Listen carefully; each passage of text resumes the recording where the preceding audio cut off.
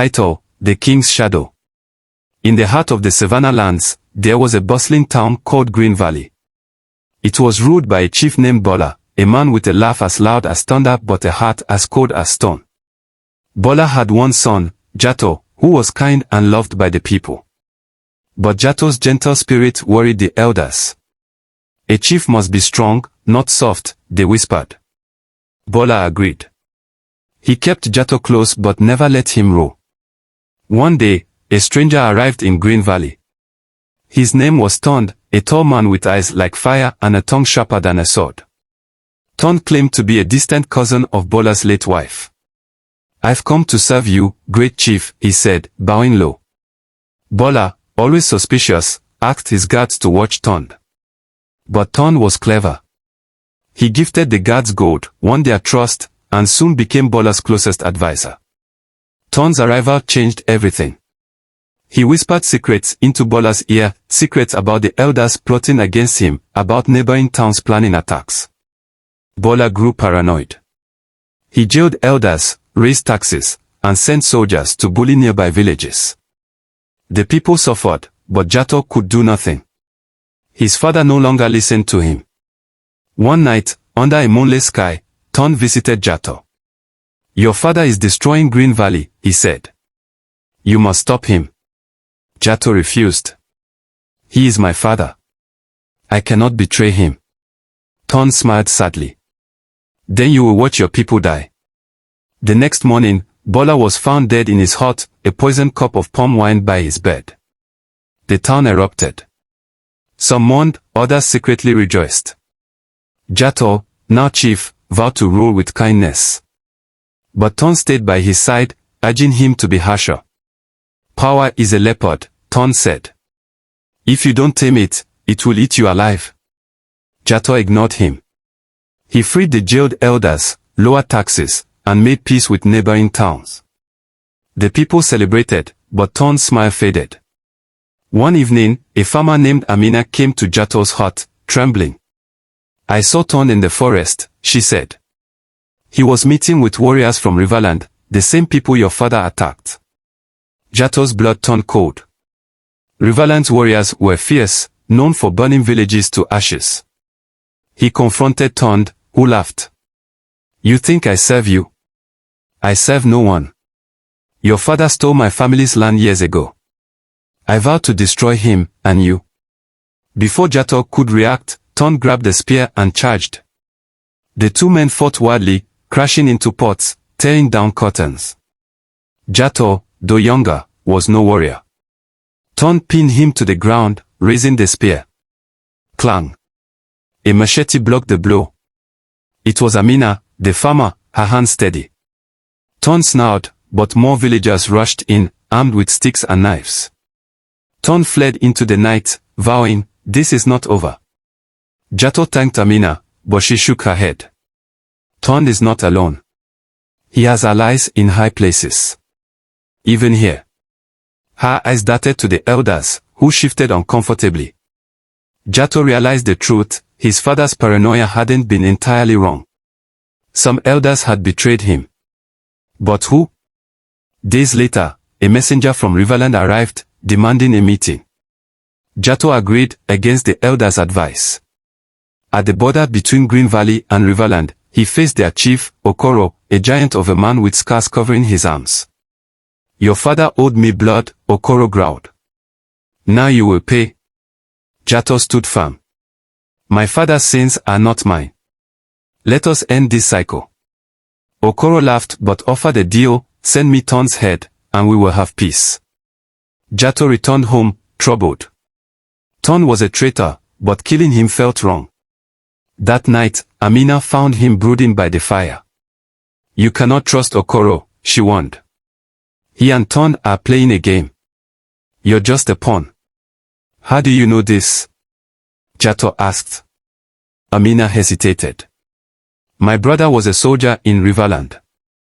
Okoro killed him for refusing to attack Green Valley. I came here to seek revenge, but now I see Okoro's poison spreads everywhere."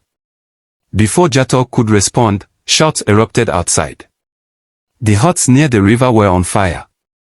Warriors in Riverland's colors raided the town, shooting arrows, stealing cattle. Jatau grabbed the spear, rallying his people to fight back. Amid the chaos, he spotted Tunde, not with Riverland, but with Elder Dauda, the oldest and most trusted of his father's advisors. The two were whispering fiercely before slipping into the forest. Jatau chased them, but the forest was thick. He lost their trail. When he returned, the raid was over. Homes were destroyed, children wailed, and Okoro's warriors were gone. The elders demanded war. Riverland has broken the peace, they cried. But Jatau noticed something odd. The raiders had taken no lives, only food and weapons. They wanted to scare us, not kill us, he said. Why? Amina's voice cut through the noise. Because they want you to attack first. To make you look like the aggressor. Jatau's mind raced. If he attacked Riverland, other towns would turn against Green Valley. But if he did nothing, his people would call him weak.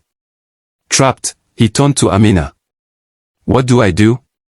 Find the truth, she said.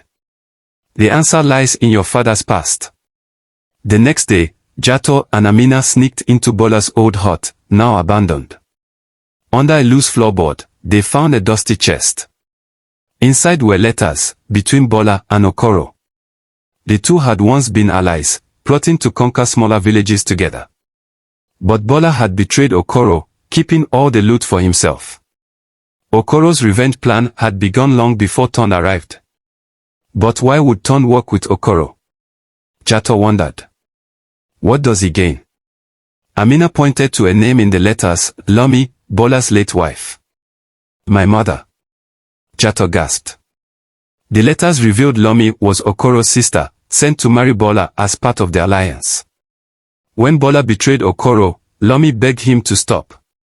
Bola, in a rage, accused her of disloyalty. She died weeks later. The letter did not say how. Tunde said he was my mother's cousin, Jatau muttered. Was that a lie? No, said a voice behind them. Tunde stepped from the shadows, a knife in his hand. I am her brother. Your uncle. Jatau froze. Tunde's eyes glistened with hate. Bola killed Lomi. He poisoned her for pleading mercy. I vowed to destroy his family. I made Okoro promise me your head in exchange for helping him seize Green Valley. But you proved stubborn. Amina stepped forward. And Elder Dauda. What's his role? Tunde smirked. Dauda has hated Bola for years. He wants power. Together, we ensured Bola's death, and now. Suddenly, an arrow whizzed through the air, striking Tunde's shoulder. He howled, dropping the knife. Outside, chaos erupted again. Elder Dauda and his followers were attacking, shouting, Jatau has betrayed us. He conspires with Riverland. The people, confused and angry, turned on one another. Jatau grabbed Amina's hand. We must run, now. As they fled into the forest, Jatau's heart pounded. His father's sins, his uncle's revenge, Okoro's schemes, Dauda's ambition, all had collided into a storm. Somewhere in the shadows, the truth waited. But first, he had to survive. Jatau and Amina ran until their lungs burned, the shouts of Dauda's men fading behind them. They hid in a hunter's cave, its walls damp and cold. They think I betrayed them, Jatau whispered, clutching his father's letters. How do I prove the truth? Amina gripped his arm. We show the people this. She pointed to the letters. But we need allies. At dawn, they crept to the outskirts of Green Valley. The town was guarded by Dauda's loyalists, but Amina knew a secret path, a tunnel used by farmers during droughts. They crawled through mud and roots, emerging near the village square. There, Dauda stood atop a stool, addressing the crowd. Jatau sold us to Riverland, he lied. We must crown a new chief. The people murmured, unsure. Jatau's heart ached. These were the same villagers who cheered him weeks ago. Amina nudged him. Now. Jatau stepped into the light, holding the letters high. Dauda is the traitor. He conspired with Tunde and Riverland to destroy us. The crowd gasped. Dauda's face twisted. Lies, he spat, but Jatau read the letters aloud, proof of Bola and Okoro's old pact, of Lomi's murder, and Dauda's secret messages to Riverland. The crowd turned on Dauda. Snake, someone yelled. Stones flew. Dauda fled, but Jatau blocked his path. Why? He demanded. Dauda laughed bitterly. Your father mocked me for years. When Ton promised me power, I listened. Even if it meant burning everything down. Before Jatau could react, Dauda pulled a dagger, but a spear pierced his chest from behind. It was Okoro, the Riverland chief, standing tall, his warriors at his side. The crowd froze. Okoro yanked the spear from Dauda's body. I did not come to fight, he said, turning to Jatau. I came to honor my sister. Lomi. Jatau's eyes widened. You're my uncle too? Okoro shook his head. Lomi was my sister. Ton lied. He is no kin of yours, just a liar who used her story to manipulate you.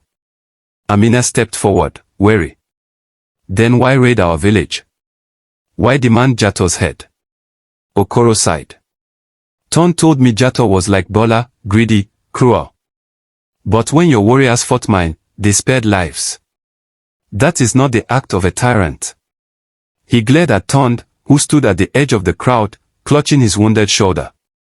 You said Jatau would attack us. You lied. Ton hissed, I offered you Green Valley. And I wanted justice for Lomi, Okoro roared. Not more blood. He turned to Jatau. Your father and I, we were both fools. But you, he nodded, almost respectfully. You are different. Silence fell. Jatau face turned. You killed my father. You turned my people against me. But I will not kill you. Ton scoffed. Weakness. Bola's blood runs thin in you. No, Jatau said firmly. Mercy is harder than hate. He turned to the villagers. Let Ton live. If he returns, he dies. The crowd grumbled but agreed. Ton limped away, cursing. Okoro clasped Jatau's shoulder.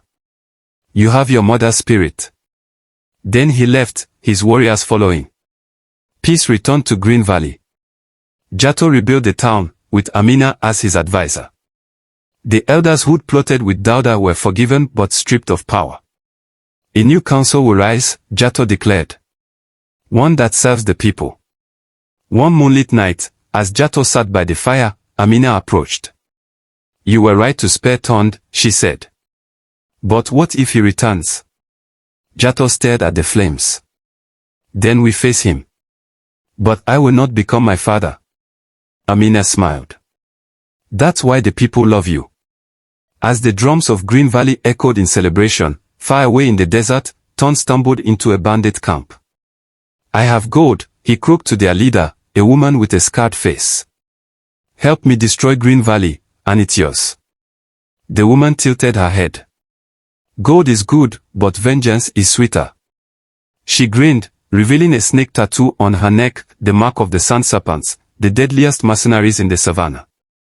Ton's eyes lit with madness. Then we ride at dawn. The desert wind howled as Ton and the sand serpents rode toward Green Valley. Their horses kicked up storms of dust, and Ton's laughter rang out, sharp and wild. Tonight, the boy chief dies, he screamed.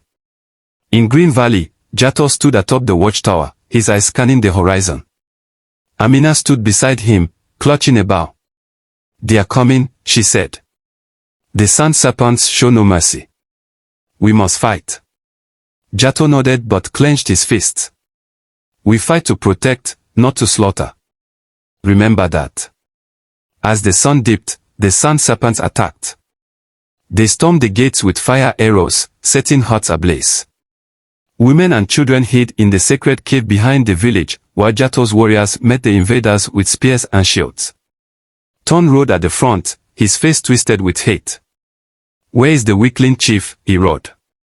Jatau stepped forward, unarmed. I am here, Ton.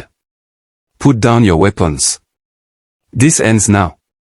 Ton spat on the ground. you beg for peace. Pathetic. He lunged at Jatau with a sword, but Amina fired an arrow, grazing Tunde's arm. He stumbled, and Jatau grabbed the fallen spear, blocking Tunde's next strike.